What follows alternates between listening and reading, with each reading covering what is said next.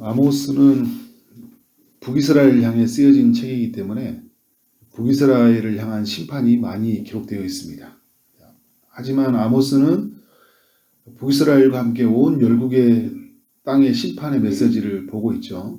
아모스 1장부터 2장 3절까지는 북이스라엘 주변의 나라, 다메섹, 블레셋, 두로, 에돔, 암몬, 모압에 대한 심판의 메시지를 보고 2장 4절부터 5절은 남유다 땅에 관한 심판의 메시지를 봐요.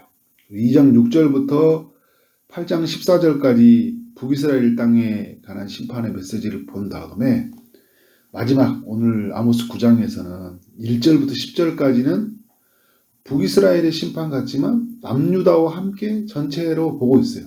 왜냐하면 남유다와 북이스라엘이 함께 하나님 앞에 언약을 맺었거든요. 그러니까 지금은 나눠져 있지만 하나님은 어떻게 보고 있어요? 하나로 보고 있는 거예요. 각 사람들은 서로 나눠져 있지만 하나로 보고 있는 거죠. 그래서 9장 1절에 그 제단이 무너지는 그런 모습을 이제 아모스가 보잖아요. 이 제단이 어디냐? 예루살렘 성전을 이야기하고 있어요. 예루살렘 성전이 기둥머리가 쳐져서 문지방이 움직이게 하여 그것으로부터 부서져서 무리의 머리에 떨어지게 하는 그 모습을 이제 아모스가 보게 되는데, 성전이 이렇게 무너뜨려진다는 의미가 무엇일까요? 성전이 더럽혀졌다. 남유다 북이스라엘 모두가 영적으로 타락했다. 영적인 타락은 도덕적 타락으로 가져오게 했다. 정의와 공의가 완전히 무너져 있다. 이렇게 표현할 수 있어요. 어제 주일 말씀과 연결해서 보면 이런 이들에게 하나님이 심판이 이 성전에서도 이루어진다는 것은 결국 하나님이 죄를 짓고 있는 백성과는 함께하지 않겠다는 거잖아요. 성전은 어떤 곳이에요? 하나님 자신의 백성과 함께하는 곳이잖아요. 하나님의 백성과 함께하지 않겠다는 무서운 사인이죠. 다른 어떤 것보다 하나님 임재하지 않겠다는 것이니까. 엄청난 선언이에요. 내가 너와 함께하지 않겠다는 것만큼 두려운 게 어디 있어요. 매 한 대 맞는 건 괜찮은 건데 하나님 함께하지 않는다는 것은 어마어마한 징계잖아요. 그런 엄청난 징계를 하나님 내리시겠다라는 것을 보여주고 있어요. 근데 여러분 말씀해 보면 성전이 무너지는데 먼저는 누구에게 향하고 있나요? 무리의 머리에 떨어졌다. 지도자들에게 떨어진 거예요. 그들이 하나님의 그런 정의와 공의를 따라 살지 못했기 때문에, 하나님의 뜻을 따라 살지 못했기 때문에 그들에게 먼저 떨어져요. 그런데 여러분, 그러면 남아있는 사람들은 괜찮은가요? 그 남은 자를 칼로 죽이는데 누가 죽인다고 그래요? 내가 죽인다고 이야기해요. 하나님의 심판의 칼로 그들이 죽임을 당한다는 건데, 그 중에서는 한 사람도 도망하지 못하며 그 중에서는 한 사람도 피하지 못하리라, 이렇게 이야기를 하고 있습니다. 모두가 하나님의 심판을 만난다는 거예요. 2절부터 4절까지는 하나님의 심판을 피할 수 있는 곳이 어느 곳에도 없다는 것을 보여주고 있어요. 그러니까 파고 수올로 들어갈지라도 거기서 하나님 붙잡아 올리겠고, 하늘로 올라갈지라도 내가 거기서 붙잡아 내릴 것이다, 이렇게 하는 거예요. 갈멜산 꼭대기에 올라가면 괜찮을 줄 알았더니 거기서 찾아야 된다. 바다 밑에 숨을지라도 내가 거기서 뱀을 명령하여 물게 할 것이다. 모든 것을 동원하여서 그들을 심판하시겠다는 거예요. 원수에 사로잡힐 내가 거기에서 칼을 명령하여 죽게 할 것이다. 그 원수 앞에 사로잡힐지라도. 그러니까 하나님이 죄에 빠진 백성들에게는 엄청난 그런 심판을 내리시겠다는 거예요. 여러분, 우리가 복음의 시대를 산다는 우리가 너무 은혜가 되는 거 뭔지 아세요, 여러분? 우리는 심판을 피할 수 있는 곳이 있다는 거예요. 황순원 선생님이 썼던 소설 소나기 아시죠? 비가 오니까 어디로 피합니까? 온두막으로 피하잖아요, 그죠? 우리의 심판이 피할 수 있는 곳이 있어요, 온두막처럼. 그것은 바로 십자가 아래잖아요, 그죠? 십자가 아래에서 우리는 그 심판을 피할 수 있는 거예요. 근데 여러분, 오늘 심판을 하면서 하나님은 왜 이렇게 심판을 행하시냐면 5절부터 이렇게 쭉 이야기 나오는 게 땅을 만져 녹게 하시며 하면서 하나님이 누구인가를 드러내게 하시는 거예요. 만군의 여호와라는 것을 드러내신다는 거예요. 그러니까 심판 속에서 내가 누구냐라는 걸 드러낸 거예요. 하나님이 인간을 창조하시면서 또 세상 만물을 창조하시면서 그 창조된 세상을 운행하시면서 자기 자신이 누구인지 드러냈잖아요. 6절이 그 말씀 아니에요. 궁전을 하늘에 세우시며 궁창의 기초를 땅에 두시며 바닷물을 불러 지면에 쏟으시는 이는 누구라고요? 만군의 여호와시다. 하나님의 창조주이시고 하나님은 창조된 세상을 보존하시는 분이시고, 그런데 죄에 빠진 세상이 그 창조 세계를 깨뜨렸잖아요. 그죠? 창조 세계가 파괴되었어요. 근데 그 파괴된 이 죄의 세력들, 죄에 빠진 사람들을 어떻게 되나 하나님이 심판하시고, 그리고 심판하시는 이 인간을 하나님 구원하시는 것도 하나님이시죠. 그래서 뭘 드러내는 거예요? 내가 여호와다. 내가 창조주다. 내가 심판자다. 내가 구원자라는 것을 하나님이 드러내신다는 거잖아요. 여러분, 우리는 이 하나님을 만났죠. 창조주 하나님을 만났고 우리는 심판주이신 하나님을 만났어요. 그런데 우리가 여기서 끝난 게 아니에요. 여기서 끝난다면 우리는 너무나 큰 불행한 자들이에요. 어떤 하나님을 만났습니까? 구원의 하나님을 만났잖아요. 11절 이하의 하나님을 만난 거예요. 그리고 8절 이하에서도 하나님 그 만난 거죠. 다 멸해졌는데 야곱의 집은 온전히 멸하지 아니하 남겨두셨거든요. 남겨두셔서 하나님 회복하셨어요. 나중에. 근데 우리는 남겨둔 머릿속에 우리는 거슬러 올라가 보면요. 우리가 믿음에 올라가면 그 남겨진 자가 있었다는 거예요. 그 남겨진 자들이 하나님 보존하셔서 복음이 이어지게 하시고 우리까지 이어지게 하셨거든요. 근데 오늘 11절 이하에 하나님이 이 무너져 있던 죄로 심판받았던 이 땅을 하나님 어떻게 회복하시는지를 보여주고 있어요. 그 유명한 말씀이죠. 다윗의 무너진 장막을 일으켰다. 사도행전 15장에서도 그 야고보가, 예수님의 동생 야고보가 다윗의 무너진 장막이 회복되어졌다라고 이야기하면서 이방의 구원을 이야기하는데, 그 다윗의 그 무너진 장막이 무슨 말일까요? 다윗은 이스라엘을 대표하는 왕이죠. 근데 하나님으로부터 어떤 약속을 받느냐면 이 다윗의 왕가를 영원히 보존해 주겠다는 약속을 받았어요. 그런데 여러분, 이 왕가가 눈으로 볼 때는 어떻게 한 것 같아요? 무너졌잖아요. 지금 이 북이스라엘이 무너진다는 건 뭐예요? 다윗의 왕가가 이제 무너진 거고, 그리고 지금 이제 다윗의 왕가는 사실 이제 남유다 계통이 이쪽에 있었잖아요. 그죠? 남유다가 어떻게 됩니까?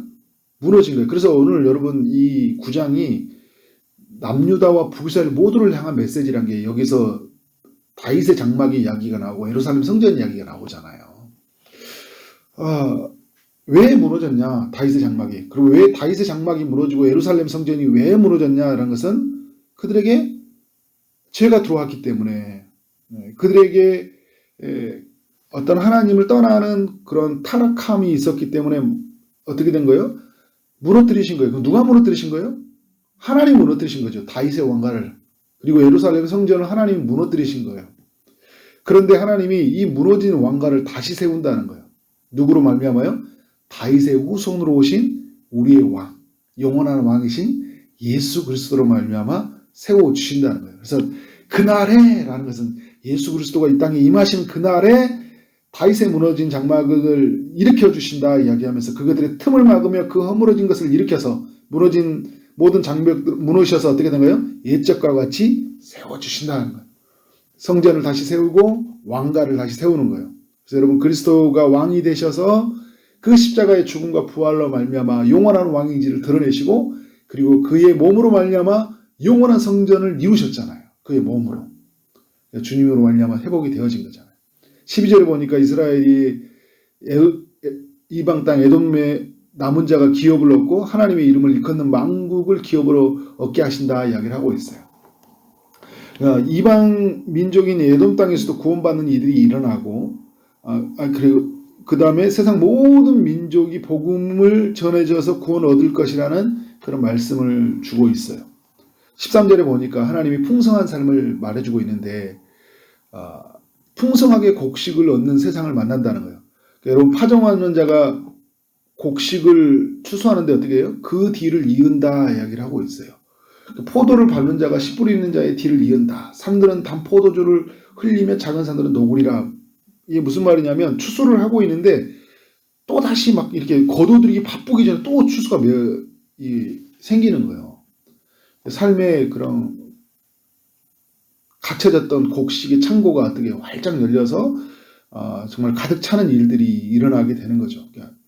포로로 또 북이스라엘이 완전히 다 무너짐으로 말미암아 다 잃어버렸던 것들을 하나님이 다시 회복시켜 주신다는 거죠. 14절에 보니까 사로잡혔던 것들을 돌아오게 하고 황폐한 성읍이 건축되어서 거주하게 하고 포도원을 가꿈으로 열매를 맺게 한다. 남유다와 함께 같이 이걸 보고 있는 거예요. 아모스 선지자가. 그래서 15절에 주님이 주신 땅에서 영원히 거하게 될 것이다 라고 이야기하고 있어요. 그래서 여러분, 우리가 9장의 말씀을 기억해야 될 때 두 가지 꼭 반드시 심판이 있다는 거예요. 죄에 빠진 세상에. 심판을 통해서 뭘 드러낸다고요? 내가 여호와다. 하나님이 하나님 되심을 우리는 봐야 돼요. 그리고 죄의 결과는 반드시 사망이라는 것을 우리는 봐야 되겠죠. 그러나 오늘 이 11절 이하의 메시지에서 우리는 뭘 봐야 됩니까? 회개하고 돌아오는 자에게는 구원이 있다. 회복이 있다. 완전한 복원. 이전보다 더 온전해진 하나님의 구원이 있다는 것을 우리 모두는 봐야 돼요. 그래서 오늘 우리 주변에 있는 많은 사람들에게 죄의 값은 우리에게 죽음이라는 것을 밖에 말할 수 없지만 네가 돌아오는 날에는 완전한 하나님의 회복이 약속이 되어 있다. 그의 만찬이 약속되어 있다. 오늘 주셨던 말씀을처럼 모든 것이 상태했던 것이 이전으로 다시 돌아오고 네 가지고 있는 그 모든 삶의 회복이 네가 상상할 수 없을 만큼 그런 하나님의 회복을 경험하게 될 것이라는 그런 소식을 전하는 여러분 되어지길 원합니다. 여러분, 우리는 예수님으로 말미암아 회복된 세상으로 살고 있잖아요. 지금 오늘 아모스의 말씀을 받은 사람들은 이런 회복을 갈망하는 사람들이지만 오늘 우리는 그 회복이 이루어지는 사람들이거든요. 저는 늘 말씀을 묵상하면서 어떤 생각하냐면 우리는 아모스 이전의 사람들과 같은 삶을 산다 그냥. 언제쯤 이런 회복이 내 안에 일어날 것이라고 많은 곳을 내다보고 살아가는 사람들 같다라는 생각이 든 거예요. 왜냐하면 살아가면서 너무 많은 걸 잃어버렸다라고 생각하고 사는 것 같고 또 여전히 죄에서 허우적거리고 죄를 해결하신 그리스도를 바라보지 않고 죄에 허우적거리고 그리고 죄같이 징계를 받아 살아가는 사람처럼 이 땅에 살아가는 사람들을 보게 돼요. 근데 오늘 우리는 예수 그리스도로 말미암아 제가 아까도 말씀했던 것처럼 그가 우리의 심판에 피할 곳이 되었잖아요. 그리스도 안에서 우리는 용납받은 자가 되었고 영원히 우리는 그 안에서 용서받은 자가 된 사람들이에요. 그러니까 우리가 순간순간마다 죄가 있을 때마다 우리는 누구 아래 들어가야 됩니까? 그리스도 안에서. 그리스도 하신 일을 묵상하고 그리스도로 말미암아 온전한 회복이 이루어졌잖아요. 그러니까 마치 다 잃어버린 사람처럼 사는 것이 아니라 다 얻은 사람이 되어서 살아가요. 그래야 여러분 어떻게 사는지 아세요? 다시 죄를 짓지 않는 거예요. 다시 이전으로 돌아가지 않는 거예요. 다시 이전으로 돌아간 건 뭐냐면 그리스도 안에서 얻어지는 회복이 뭔지를 잘 모르는 거예요. 그러니까 내가 뭘 얻은지 모르니까 모르는 거예요. 이전의 것을 다시 취하려고 하는 거잖아요. 내가 주님 안에서 새로운 옷을 입고 살아가는 새로운 삶에 얻어지는 풍성함이 있는데 내가 왜 이전의 것을 돌아가는 거예요. 그런 모습이 오늘 이 시대의 교회 안에 우리 하나님 사람들 안에 많이 있어요. 우리는 복음 안에서 사는 삶이 무엇인지를 완전히 알아야 돼요. 여러분, 복음의 시대, 은혜의 시대, 구원의 시대를 살고 있단 말이에요. 그죠? 그러니까 우리는 이 은혜를 누리면서 제 유혹이 찾아올 때마다 우리는 더 좋은 걸 받은 자니까 어떻게 될까요? 나는 이것을 거부하고 그 안에 주신 것으로 풍성함을 누리면서 다시는 제 종노릇하지 않고 은혜 안에서 왕노릇하며 살아가는 여러분 되어지기를 주님 이름으로 축원합니다. 아멘. 기도하도록 하겠습니다. 하나님 아버지, 9일 동안 아모스의 말씀을 살펴보게 하시니 감사합니다. 죄에 대해서 심판하시는 하나님을 만나게 하시고 그러나 심판 속에서 하나님께서 구원하시는 그 하나님의 일하심을 우리 모두가 보게 하시니 감사합니다. 주님, 다윗의 장막을 일으키시는 하나님, 예수 그리스도가 오셔서 죄로 무너져 있던 모든 것을 일으켜 세워주시되 하나님 우리의 영혼을 하나님의 나라 안으로 우리를 세워주시고 그의 일하심으로 말미암아 풍성한 삶이 무엇인지 죄로 말미암아 회복된 것이 무엇인지를 경험하게 하시니 감사합니다. 하나님, 이런 회복의 시대를 살아가는 우리가 마치 다 잃어버린 것처럼 살아가지 않게 하여 주옵소서.